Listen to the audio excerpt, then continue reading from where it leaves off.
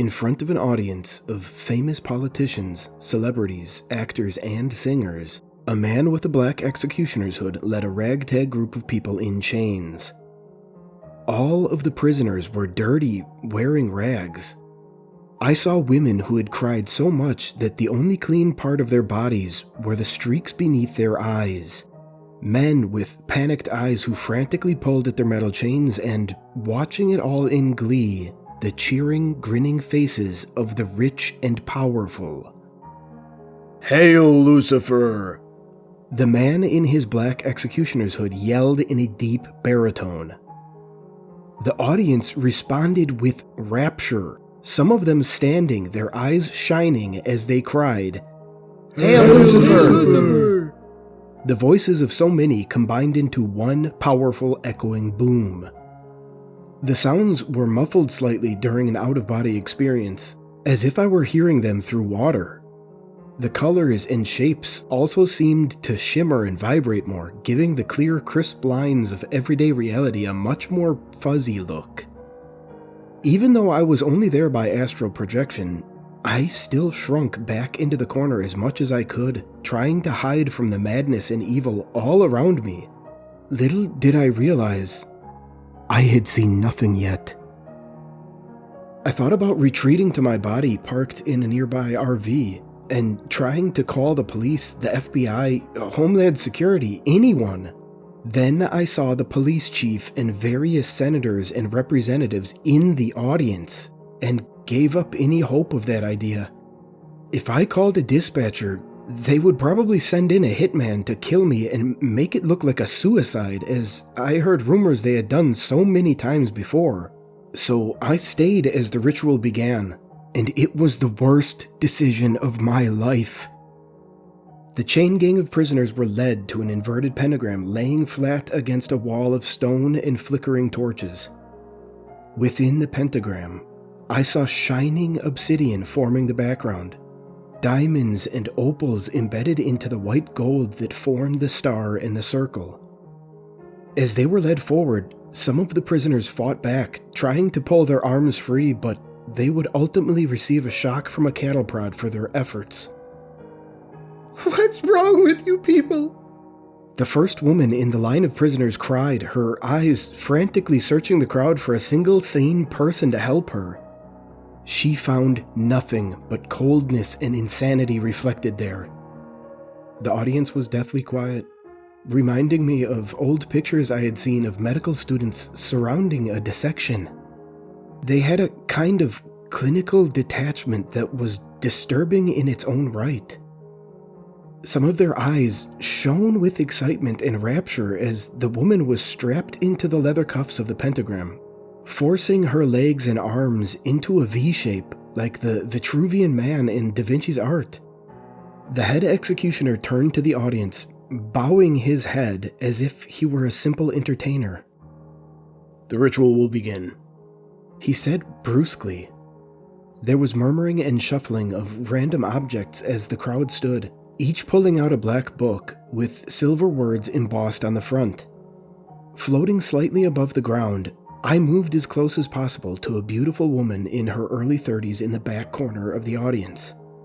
I recognized her as a famous movie actress, countless diamonds and rubies shining on her body in an ostentatious display of wealth.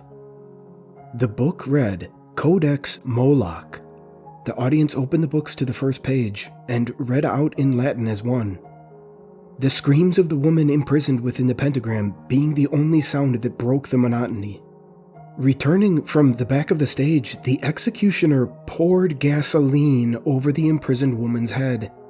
She moved her head from side to side rapidly, straining, tears pouring down from her face as she pleaded and cried.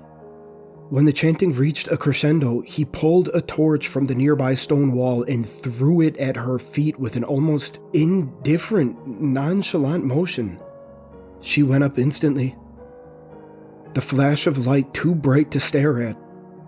Her screaming intensified into something that didn't even sound human. The smell of burning meat filled the auditorium like pork scraps roasted to a black crisp over an open fire. The audience responded by chanting louder and faster as her face began to melt off. Small beads of fat dripping off of her nose, her eyes liquefying under the intense heat. She was rapidly losing energy now, her voice turning into groans and moans that sounded like...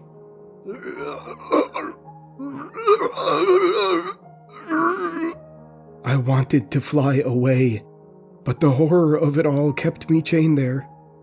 Her skin turned black and split as her screams became quieter, and she fell forward, straining against the chains and, thankfully, losing consciousness after what seemed like an eternity.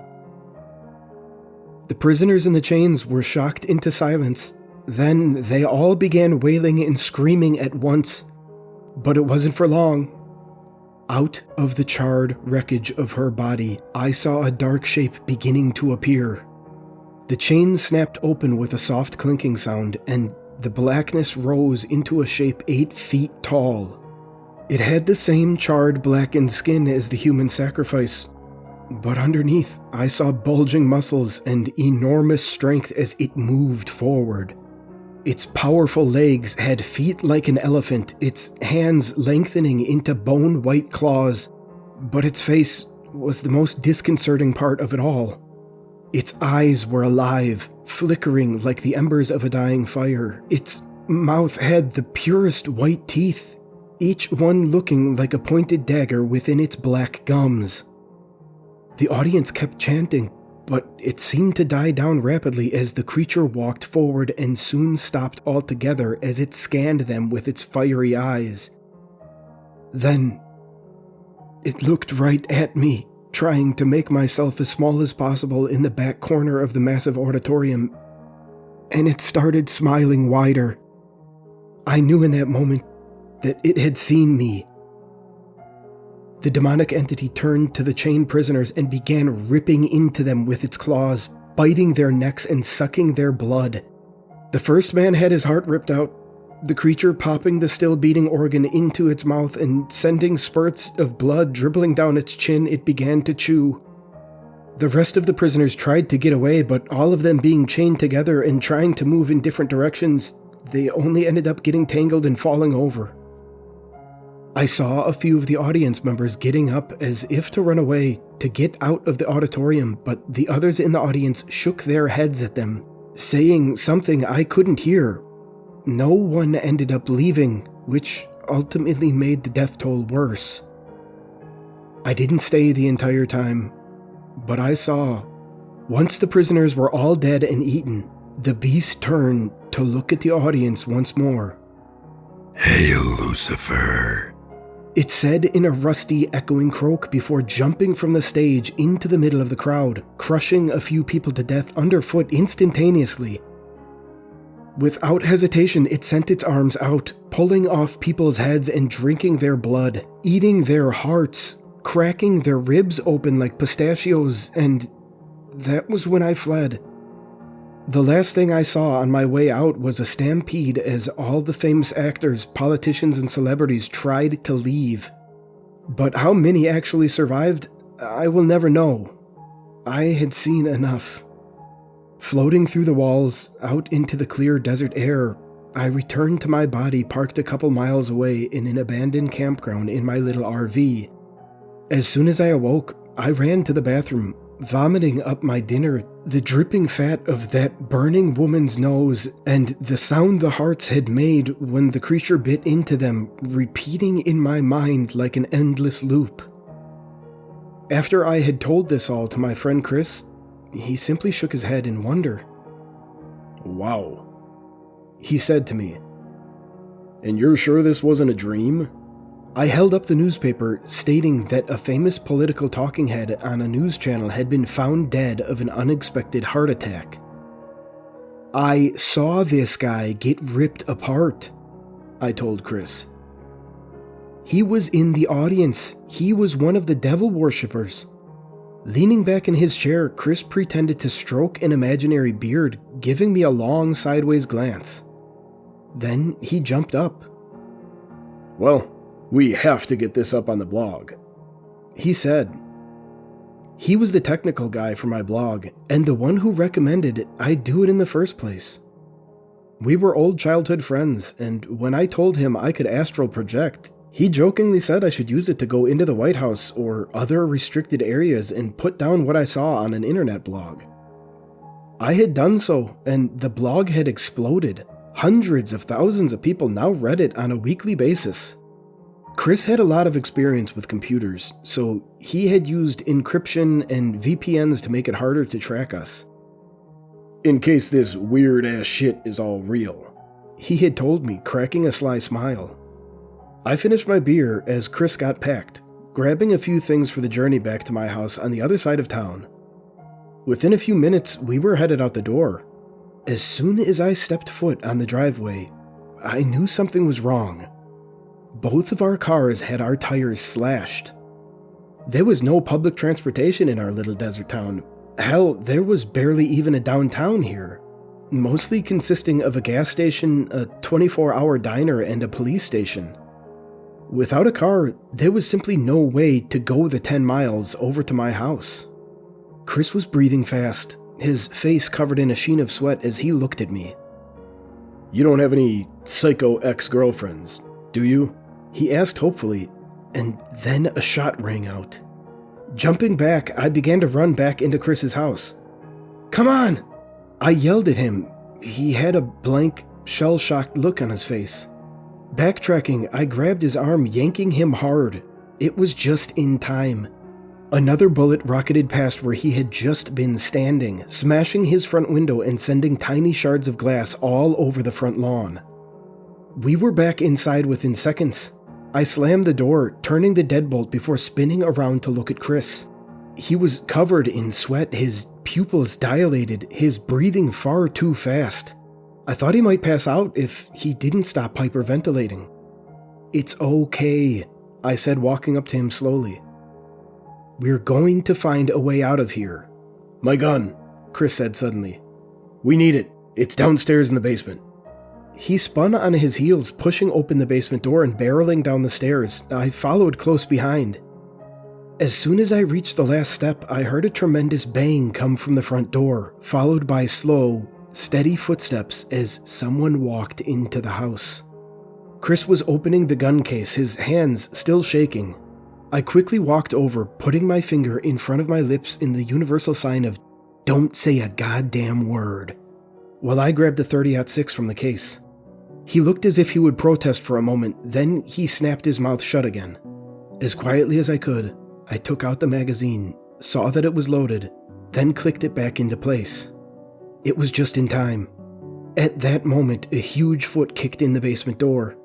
With a sound like the cracking of thunder, the door fractured into pieces. Then I heard the rapid descent of steps. The man who had been shooting at us was just an old farmer with a straw hat, denim coveralls, and a rifle. I shot him in the center of the chest as he sprinted, causing him to fall down the last 6 or 7 steps, sending droplets of blood flying in all directions as he turned. I saw it like it was in slow motion. He fell heavily, still holding onto his rifle. My ears were ringing from the tremendous cacophony of shooting a rifle in such a confined space. I ran up, putting my foot on the farmer's rifle and pointing the gun directly into his face. "Why are you shooting at me?" I screamed at him. He shook his head. Not you, he said, blood bubbling from his lips as he spoke. The other one kidnapped my daughter. He pointed to Chris, his movements getting weaker. I started to turn around, but a hammer came down on the back of my head just then. Looking up, I saw Chris standing there, but now he had a black executioner's hood on his head. The same one I had seen on the stage where the devil worshippers gathered. "You should have minded your own fucking business," Chris said to me, raising the hammer again to bring it down on my face. Without thinking, I took the rifle, pointing it up at his head and pulling the trigger. The hood flew off his head as the left side of his face exploded and he fell back. Gurgling blood, he stared at me with his one remaining eye, a kind of intense hatred and evil there that I had never seen before. Lucifer saw you, he said to me. Your days are numbered, scum. Hail, Lucifer! That was the last thing my friend said before the awareness faded from his eye and his choked gurgling stopped. As I crawled towards the old farmer, blood streaming down my scalp from the hammer wound, I pulled out my phone and called for help, vowing never to astral project into forbidden places again.